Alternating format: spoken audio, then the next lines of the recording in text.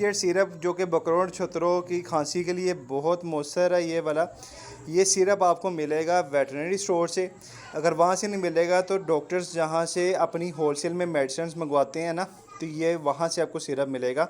अक्सर डॉक्टर्स के हम शॉप पे जाते हैं, जब खांसी होती है तो लाल रंग का एक सिरप हम हमें देते हैं, ये वही सिरप है और ये बकरों के लिए बहुत मुफीद है।